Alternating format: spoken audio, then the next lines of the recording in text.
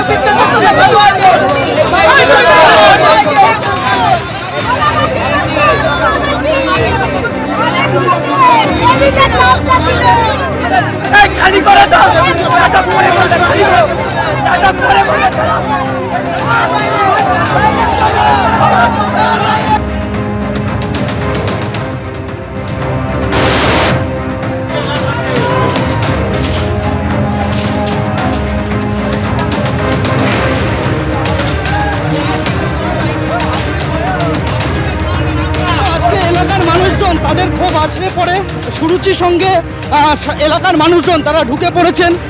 এখানে ক্লাবের ভেতরে যে সমস্ত জিনিসপত্র ছিল সেই সমস্ত একে একে তল্লাশি করা হচ্ছে। একজন এখানে ক্লাবের পুরনো তৃণমূল কংগ্রেসের সদস্য, তিনি এখানে এসেছিলেন, তাকে ঘিরে বিক্ষোভ শুরু হয় এলাকার মানুষজনের। ক্লাবের ভেতর থেকে জিনিসপত্র সেই সমস্ত এখানে বের করা হয়েছে, টেলিভিশন সেট থেকে শুরু করে নানান ফাইল, সেই সমস্ত কিছু এখানে এই মুহূর্তে বাইরে পড়ে রয়েছে। এলাকার মানুষজনের ক্ষোভ সেগুলি আছড়ে পড়েছে।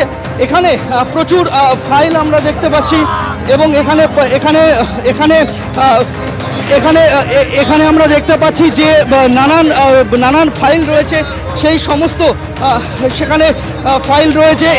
এখানে ইলেকটোরাল রোল আমরা দেখতে পাচ্ছি, 2019 সালের ইলেকটোরাল রোল এবং অন্যান্য নানান কাগজপত্র, সেই সমস্ত কিছু এখানে পড়ে রয়েছে।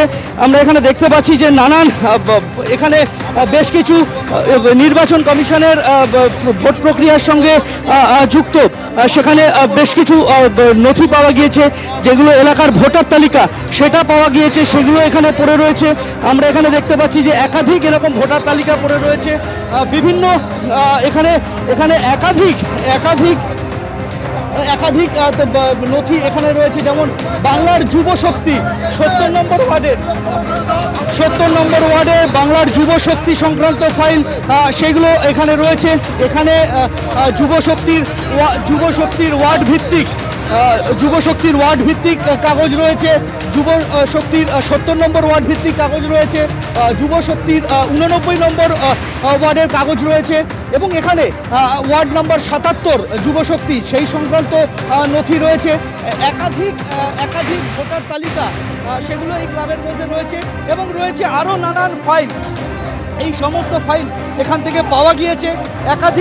একাধিক বস্তা তৃণমূলের দলীয় পতাকা সেই সমস্ত কিছু এখান থেকে বাজেয়াপ্ত করা হয়েছে এবং আমরা দেখতে পাচ্ছি যে ক্লাবের বিভিন্ন অংশে এখানে যেগুলো রয়েছে নানান সরঞ্জাম সেগুলোকে বের করে নিয়ে এসেছেন স্থানীয় মানুষজন এবং বলা যেতে পারে যে এক প্রকার স্থানীয় মানুষজনের ক্ষোভ আছড়ে পড়েছে এবং সেই স্থানীয় মানুষজনের সেই ক্ষোভের বাতাবরণের মাঝেই কিন্তু আমরা দেখতে পাচ্ছি যে এখানে পুলিশ এসে পৌঁছেছে কাছেই একেবারে নিউ আলিপুর থানার পুলিশ এসে পৌঁছেছে এবং নিউ আলিপুর থানার পুলিশ এখানে রয়েছে দীর্ঘ সময় এলাকার মানুষজন তারা ক্লাবের দরজা খুলে তারা ক্লাব প্রাঙ্গণে ঢুকে পড়েন এবং এখানে ক্লাবের ভেতরে কি রয়েছে না রয়েছে সেই সমস্ত কিছু পরীক্ষা করা হচ্ছে। বছরের পর বছর ধরে অভিযোগের পাহাড় জমেছিল আর গতকাল স্বরূপ বিশ্বাস গ্রেফতার হতে দেখা গেল সেই ক্ষোভের বিস্ফোরণ ঘটলো যে একই ছবি আজকে ধরা পড়লো সুরুচি সংঘ ক্লাবেও। একের পর এক অভিযোগ তাদের, শুনুন স্থানীয় মানুষ কি বলছেন।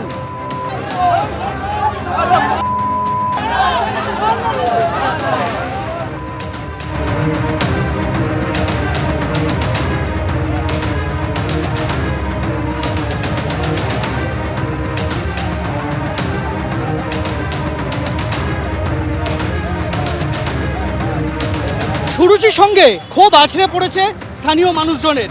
সুরুচি সংঘের ভেতরে ক্লাবের ভেতরে কি রয়েছে, আমরা যদি ক্লাবের ভেতরে ঢুকি, ক্লাবের ভেতরে আমরা দেখতে পাচ্ছি যে এখানে যেরকম অতিথিদের বসার বন্দোবস্ত রয়েছে, সোফা রয়েছে, প্রচুর পানীয় জলের বোতল রয়েছে, তার পাশাপাশি রয়েছে একটি সুসজ্জিত বেডরুম।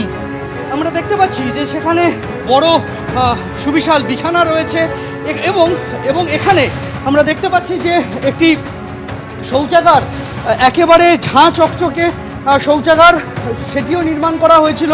ক্লাবের ভেতরে দোতলার অংশে দেখতে পাবেন যে এখানে একদম সুসজ্জিত, এখানে দেওয়াল আলমারি করা রয়েছে, এখানে বিছানা রয়েছে, এখানে আলাদা আলাদা ড্রয়ার রয়েছে বিভিন্ন জায়গায়, এরকমই বেডরুম রয়েছে সুরুচি সংঘের দোতলার অংশে। আমরা দেখেছি সুরেন্দ্রনাথ কলেজে, সেখানে ছাত্র ইউনিয়নের রুমের ঠিক কিছুটা দূরত্বেই সেখানে রয়েছে বেডরুম। সেটা যেরকম সকলকে চমকে দিয়েছিল যে কলেজের মধ্যে কি করে বিছানা থাকে, কলেজের ভেতরে কিভাবে এরকম বেডরুম থাকে। আর এবার সুরুচি সঙ্গে সেই এক ছবি দেখা গেল। এখানে আমরা দেখতে পাচ্ছি যে এখানে সুবিশাল বিছানা, বালিশ, সেই সমস্ত কিছু রয়েছে। এখানে আমরা দেখতে পাচ্ছি যে এরকমই দেওয়াল আলমারি করে দেওয়া আছে। এখানে কারা থাকতেন, কাদের থাকার জায়গা, এ নিয়ে কিন্তু প্রশ্ন উঠছে। দীর্ঘদিন স্থানীয় মানুষজনের অভিযোগ তারা এখানে ঢুকতে পারতেন না, তারা এখানে আসতে পারতেন না। আর এবার এখানে আসার পর যখন তারা ঢুকেছেন তখন দেখা যাচ্ছে ঠিক এরকমই দোতলায় বিছানা তৈরি করে রাখা হয়েছে, বেডরুম তৈরি করা হয়েছে, এখানে অত্যাধুনিক শৌচাগার রয়েছে। দীপ্তেন্দু চক্রবর্তীর সঙ্গে সন্দীপ সরকার, এবিপি আনন্দ, কলকাতা। কথা বলবো সন্দীপ সরকার এই মুহূর্তে আমাদের সঙ্গে রয়েছেন। সন্দীপ, তোমার পাঠানো প্রতিবেদন আমরা দেখলাম, একেবারে ক্লাব ঘরের মধ্যে দেখা যাচ্ছে সুসজ্জিত বেডরুম, শুধু তাই নয় নানান নথিপত্র এবং তার মধ্যে ভোটার তালিকাও রয়েছে। এখানেই তো প্রশ্ন সন্দীপ, যে একটা ক্লাব ঘরের মধ্যে কি কারণে এভাবে সুসজ্জিত বেডরুম তৈরি করে রাখা হবে এবং এভাবে ভোটার তালিকা রাখা থাকবে?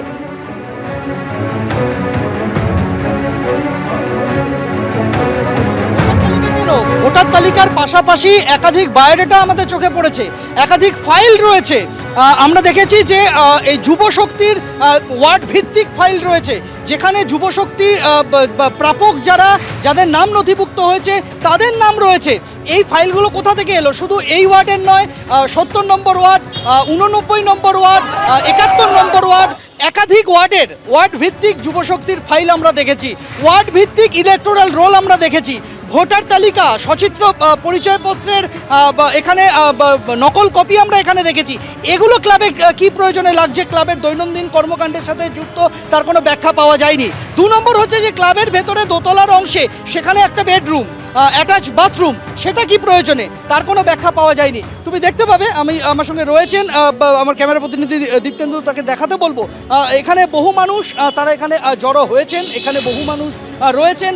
বেশ কয়েকজন স্থানীয় তৃণমূল কংগ্রেসের কর্মী বলে পরিচিত, তারা যখন এই ক্লাবের ভেতরে এখানে স্থানীয় মানুষজন ঢোকেন তখন দু তিনজন এখানে এসেছিলেন এবং তাদের উপরে বিক্ষোভের আগুন ছড়িয়ে পড়ে, বিক্ষোভের আঁচ তাদের ওপর পড়ে এবং তাদেরকে এখানে মারধর করা হয় আমরা দেখতে পাই এবং ক্লাবে তালা মেরে দেওয়া হয়েছে। ক্লাবের যে কটা এন্ট্রি পয়েন্ট রয়েছে প্রত্যেকটা এন্ট্রি পয়েন্টে কিন্তু তালা মেরে দেওয়া হয়েছে, দুটি জায়গায় তালা মারা হয়েছে ক্লাবের ভেতরে। স্থানীয় মানুষজন যারা এখানে রয়েছেন তাদের সাথে একবার কথা বলে নেব।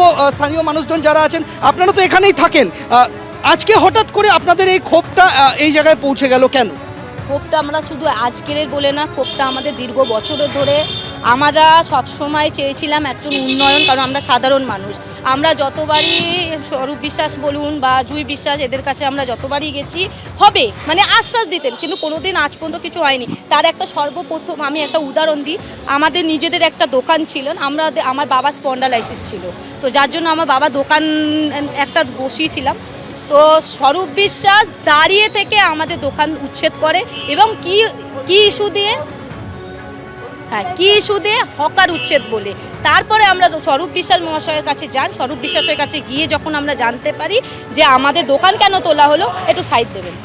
তা এখানে আমরা দেখতে পাচ্ছি যে স্থানীয় মানুষজন তারা এখানে জড়ো হয়েছেন এবং অনেকে আছেন যারা আজকে যখন এই বিক্ষোভ আছড়ে পড়ে, এই হচ্ছে ক্লাব। তুমি দেখতে পাবে যে এই পাঁচিলের ওপরে, তার ওপর কিন্তু বহু উচ্চতা পর্যন্ত এখানে ত্রিপল দিয়ে এবং সবুজ কাপড় দিয়ে ঘিরে দেওয়া, যাতে ক্লাবের ভেতরে কি হয় কারণ নজরে না যায়। আজকে আপনারা হঠাৎ করে এত ক্ষোভ আছড়ে পড়লো কেন? হঠাৎ করে আপনারা দলে দলে ক্লাবে ঢুকে পড়লেন কেন? কি হলো হঠাৎ করে?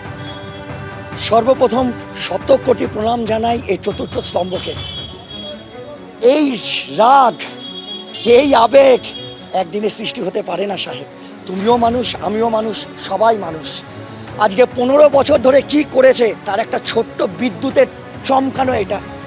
সর্বপ্রথম বলি, নিচে আপনারা হয়তো কভারেজ করেছেন, গোমাতাগুলোর অবস্থা কি? এখানে একটা জিনিস বলে রাখা ভালো যে ক্লাবের নিচের দিকের অংশে আমরা দেখতে পেয়েছি যে একটা গোয়াল ঘর তৈরি করা হয়েছে, সেখানে দুটি গরু রাখা রয়েছে।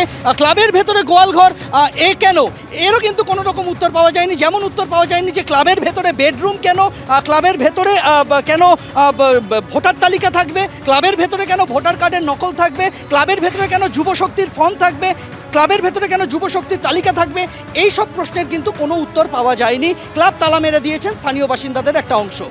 একেবারে ক্লাব ঘরের ভেতরে ঠিক যা যা রয়েছে তা দেখে রীতিমতো চমকে উঠতে হয় এবং যে কারণে যেভাবে অভিযোগের পাহাড় দীর্ঘদিন ধরে জমা পড়েছিল, সেই ক্ষোভেরই আজকে বিস্ফোরণ ঘটল সুরুচি সংঘ ক্লাবে। আর এই গোটা ঘটনা প্রসঙ্গে বিজেপি বিধায়ক সৌরভ শিকদার তিনি কি বলছেন শুনুন।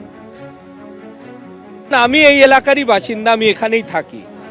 তো সুতরাং যখন আমি খবর পাই যে আজকে এরকম এলাকাবাসী এখানে জমা হয়েছে, যাতে কোনো অপ্রীতিকর ঘটনা না ঘটে এবং এখানে মানুষের যা ক্ষোভ রয়েছে এই বিল্ডিংটাকে নিয়ে, আপনি দেখেছেন এত উঁচু প্রাচীর দেওয়া আছে যে বাইরে থেকে কি ঘটছে মানুষ না দেখা যায়। দ্বিতীয় নম্বর কি, এই ক্লাবে মানুষজনকে ডেকে কারুর সম্পত্তি দখল করা হয়েছে, কাউকে বিরোধী রাজনীতি করার জন্য মারা হয়েছে, কারো ছোটোখাটো ব্যবসা ছিল সেগুলো দখল করা হয়েছে এবং মহিলাদের যে অভিযোগ, অনেক মহিলাকে এখানে ডেকে তাদের উপরেও নির্যাতন করা হয়েছে। এখানে অনেকের বায়োডাটা পড়ে আছে। সুতরাং এই যে একটা রাজ্য জুড়ে চাকরি স্ক্যাম চলেছে, তার সাথে কোনো যোগাযোগ আছে কিনা, সেই জন্য এসে আমি সবাইকে শান্ত করে বাড়ি যেতে বলছি। গতকালই নিউ আলিপুর থানায় অভিযোগ দায়ের হয় স্বরূপ বিশ্বাসের বিরুদ্ধে। মহিলার সঙ্গে অশালীন আচরণ, তোলাবাজি, অস্ত্র আইন এমনকি খুনের চেষ্টার ধারাতেও মামলা রুজু হয়। স্বরূপ বিশ্বাসকে আজকে আদালতে তোলা হলে 18 জুন পর্যন্ত পুলিশ হেফাজতের নির্দেশ দিয়েছে আদালত। ঠিক কি হলো আদালতে সে সম্পর্কে আরো বিস্তারিত জানবো, ঝিলম করঞ্জাই আমাদের জানাবেন। ঝিলম। একদমই যেমন তুমি বলছিলে যে গতকাল স্বরূপ বিশ্বাসকে রাতে গ্রেপ্তার করা হয় এবং গ্রেপ্তার করার পর আজকে মেডিকেল করে তাকে এখানে আলিপুর পুলিশ আদালতে তাকে তোলা হয় এবং সেখানে সব পক্ষের বক্তব্য বলা হয়। তার বিরুদ্ধে একাধিক অভিযোগ যেমন তুমি বলছিলে তোলাবাজির অভিযোগ, খুনের চেষ্টার অভিযোগ, শ্লীলতাহানির অভিযোগ এবং তো বিভিন্ন ভয় দেখানোর অভিযোগ, অসংখ্য অভিযোগ জমা পড়েছে। তার মধ্যে সব পক্ষের বক্তব্য দেওয়া হয় এবং যেটা বলা হয় অভিযোগকারীদের পক্ষ থেকে যে এই যে অভিযোগগুলোর বহুদিন ধরে স্বরূপ বিশ্বাস এগুলো করে আসছেন এবং যারাই যখন সাহায্য চাইতে গেছেন তাদেরকে বিভিন্ন সময় নিগ্রহ করা হয়েছে, কারোর ক্ষেত্রে শ্লীলতাহানি করা হয়েছে, কারোর ক্ষেত্রে টাকা আদায় করা হয়েছে, এই সমস্ত বিষয় নিয়ে অভিযোগ করা হয় এবং স্বরূপ বিশ্বাসের পক্ষ থেকেও আইনজীবী বক্তব্য রাখেন। দুপক্ষের বক্তব্য শোনা হয়। প্রথমে যে জাজমেন্ট সেটাকে রিজার্ভ করে রাখা হয়, পরবর্তীকালে জানানো হয় যে 18 জুন অবধি পুলিশ কাস্টাডি দেওয়া হয়েছে এবং সেই যে তাকে যে সেই নির্দেশ দেওয়ার পর আমরা দেখলাম যে এখন থেকে প্রায় 1 ঘন্টা আগে তাকে যে কোর্ট আলিপুর পুলিশ কোর্টের যে লক আপ সেখান থেকে তাকে নিয়ে যাওয়া হয়। তাকে যখন নিয়ে যাওয়া হচ্ছে তখনই এখানে চোর চোর স্লোগান দেওয়া হয়, সেটাও শোনা যায়। তবে যেটা জানা যাচ্ছে তাকে স্বরূপ বিশ্বাসকে এখানে আমরা যখন প্রশ্ন করছিলাম তিনি অবশ্য কোনো প্রশ্নেরই উত্তর দেননি। ধন্যবাদ ছিলাম তোমাকে।